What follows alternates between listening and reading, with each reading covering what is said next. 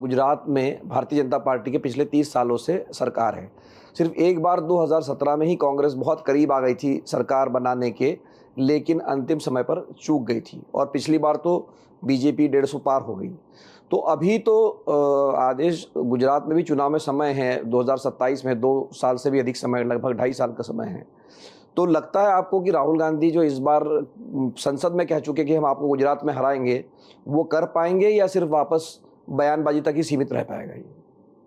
देखिए मिलन जी, इस बात का परीक्षण तो नहीं कर सकते कि कांग्रेस पार्टी वहां जीत पाएगी या नहीं जीत पाएगी, क्योंकि कांग्रेस पार्टी के सामने एक बड़ी चुनौती ये आई है 2017 के बाद से 2022 में कि जितना वोट शेयर उनको 2017 में मिला था, उसका आधा वोट शेयर आम आदमी पार्टी के पास चला गया 2022 में। और शायद यही वजह थी कि आम आदमी पार्टी के सामने दिल्ली में चुनाव लड़ी कांग्रेस पार्टी, और उनको चुनाव हराने में उनकी भी भूमिका थोड़ी बहुत रही है।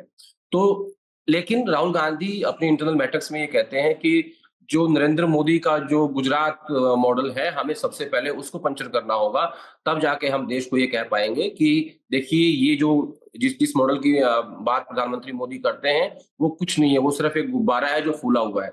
लेकिन उसके लिए इनको जिस हिसाब की स्ट्रैटेजी 2017 में जब आपने ज़िक्र किया कि जीतते-जीतते रह गए थे, उस वक़्त सीनियर नेता अशोक गहलोत थे, वहाँ के इंचार्ज थे। आज की डेट में आपके पास मुकुल वासनिक वहाँ के इंचार्ज हैं, शक्ति सिंह गोहिल वहाँ के अध्यक्ष हैं। वहाँ की लीडरशिप बहुत ज़्यादा डिमोरलाइज़ है। वो इसलिए कि जो नतीजे 2022 में आए, वो किसी ने सोचे नहीं थे।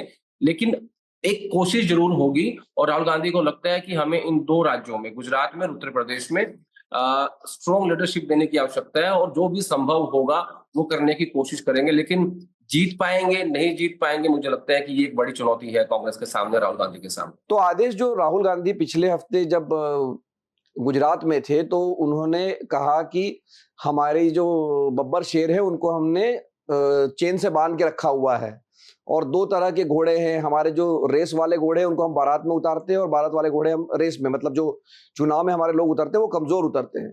पर उन्होंने ये बड़ी बात ये कह दी कि 20-25 लोग ऐसे हैं, जो कि बीजेपी से मिले हुए हैं और इनको निकाल देना चाहिए पार्टी से।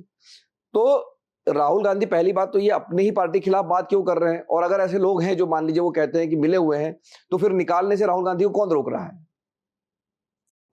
मिलन जी, इस स्टेटमेंट में 2-3 सवाल हैं। वो ये है कि राहुल गांधी खुद पार्टी के मुखिया हैं, भले ही वो आज की डेट में कांग्रेस प्रेसिडेंट नहीं है, लेकिन सबको ये पता है कि पिछली सीट पे बैठ के राहुल गांधी ही कांग्रेस पार्टी को चला रहे हैं।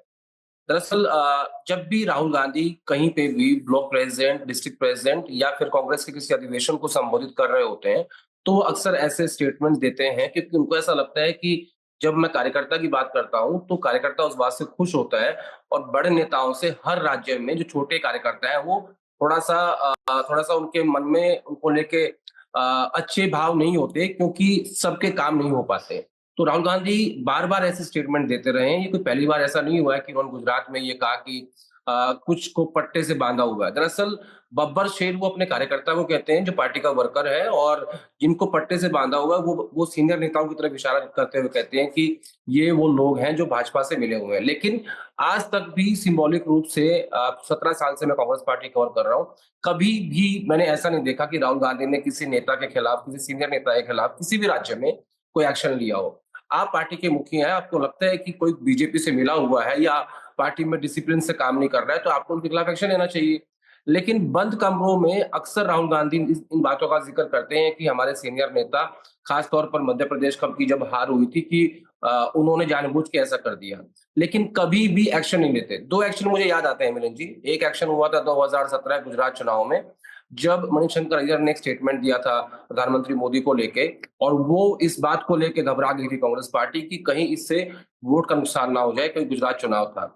लेकिन उनको सस्पेंड किया गया, और उसके तुरंत चुनाव के बाद उनको रिस्टेन कर दिया गया। अभी 2024 के चुनाव में सैम पित्रोदा को सस्पेंड किया गया था एक स्टेटमेंट के ऊपर, और फिर बाद में उन्हें भी रिस्टेन कर दिया गया। लेकिन किसी भी राज्य के बड़े नेता, जो खास तौर पर वो नेता जो सोनिया गांधी की कांग्रेस जिन्हें कहा जाता है, जो यूपीए 1 और यूपीए 2 के समय में मुख्यमंत्री रहे, उनके खिलाफ कभी भी राहुल गांधी एक्शन नहीं ले पाए आज तक। और सिर्फ जिक्र करते हैं कहाँ पे, जहाँ छोटे वर्कर होते हैं या उनकी बैठक होती है। अब मैं आपको उदाहरण देता हूँ।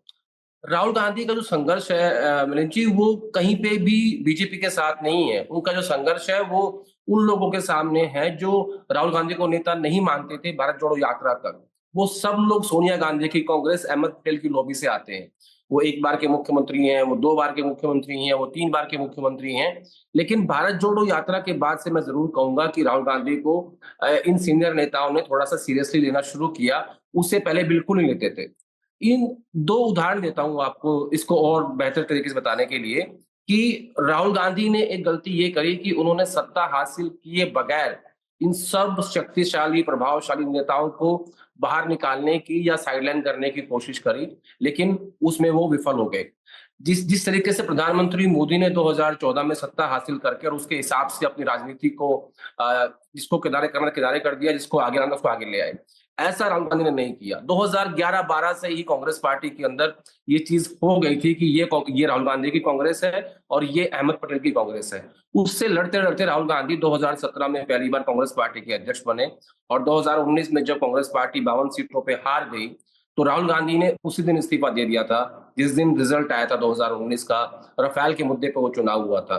कई लोगों ने ये कहा कि आप इस्तीफा मत दीजिए, एक वर्किंग कमेटी की बैठक बुलाएँगे, आप कांग्रेस प्रेसिडेंट हैं, आप वहाँ इस्तीफा दीजिएगा, लेकिन वो नहीं माने। जब वो पहली वर्किंग कमेटी की बैठक हुई तो प्रियंका गांधी ने उस बैठक में कहा था कि कई लोगों ने, सीनियर नेताओं ने मेरे भाई का साथ नहीं दिया राफेल के मुद्दे पे, क्योंकि जितने भी कॉर्पोरेट हाउस है, अंबानी है, अडानी है या सबके संबंध सीनियर नेताओं के साथ हैं, तो किसी ने भी राफेल का जिक्र नहीं किया। तो राहुल गांधी के सामने बार बार जो चुनौती आती है वो सीनियर नेताओं के सामने से आती है, लेकिन राहुल गांधी एक्शन के नाम पे कुछ नहीं कर पाते, सिवाय इसके कि वो वर्कर्स के बीच में जाके भाषण देते हैं, जैसे उन्होंने गुजरात में किया। नहीं, पर ये आदेश आप एक बड़ी बात ये कह रहे हैं कि एक सोनिया गांधी की कांग्रेस है और एक राहुल गांधी की कांग्रेस है, क्योंकि अब सोनिया गांधी तो पर्दे के पीछे एक तरह से चली गई हैं, खास करके जब से मल्लिकार्जुन खड़गे को भी अध्यक्ष बना दिया, इस बात को भी अब लगभग 2 साल हो गए।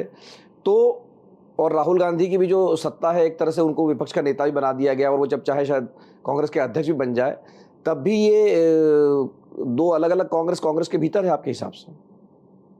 बिल्कुल है। जब मैं ये कहता हूँ कि सोनिया गांधी की कांग्रेस, तो ये मान लिया जाता है कि वो लॉबी है जो अहमद पटेल ने खड़ी की थी, जो सब उनके लोग थे, जिनको उन्होंने मुख्यमंत्री बनाया, जिनको उन्होंने एस्टैब्लिश किया, जिन नेताओं को, वो सारे नेता सोनिया गांधी की कांग्रेस के माने जाते हैं और जो जो राहुल गांधी के समय में नेता डेवलप हुए, वो उनकी कांग्रेस मानी जाती है। आप देखिए, भारतीय राष्ट्रीय कांग्रेस के अंदर, एआईसीसी के अंदर जितने भी नेता आज हैं, वो सब राहुल गांधी के समकक्ष हैं।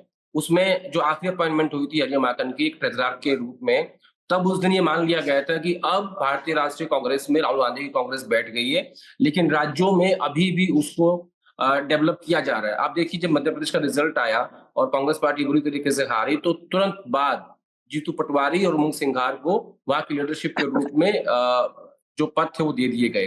हरियाणा में आप देखिए, आप 5 महीने पहले चुनाव हारे, लेकिन अभी तक भी इस बात का फैसला नहीं हो पाया कि विधायक दल का नेता कौन होगा और प्रदेश अध्यक्ष कौन होगा, क्योंकि वहां पे भूपेंद्र हुड्डा बार-बार ये कह रहे हैं कि मुझे ही बनना है नेता विधायक दल, क्योंकि मेरे पास 30 विधायक हैं और 4 सांसद हैं, तो मैं ये पद लूंगा। लेकिन राहुल गांधी उस बात पे एग्री नहीं है, तो आज तक फैसला नहीं हो पा रहा है। आप देखिए, राजस्थान में जिस तरीके से राजस्थान में 17 सीटों पे कांग्रेस पार्टी हार गई, अशोक गहलोत और सचिन पायलट, अशोक गहलोत को छोड़ के बाकी जो 2 नेता बनाए गए, वो मुझे लगता है कि वो डेवलप करने की कोशिश की जा रही है स्टेट वाइज। कुछ राज्यों में सफल हुए, कुछ में नहीं हुए, लेकिन ये चुनौती अभी भी है। एआईसीसी में मैं कह सकता हूँ कि राहुल गांधी के समकक्ष या जो उनकी कांग्रेस है, वो लोग बैठ चुके हैं, लेकिन राज्यों में अभी भी इस बात को लेके कयास जारी है कि कैसे नई लीडरशिप डेवलप हो सके।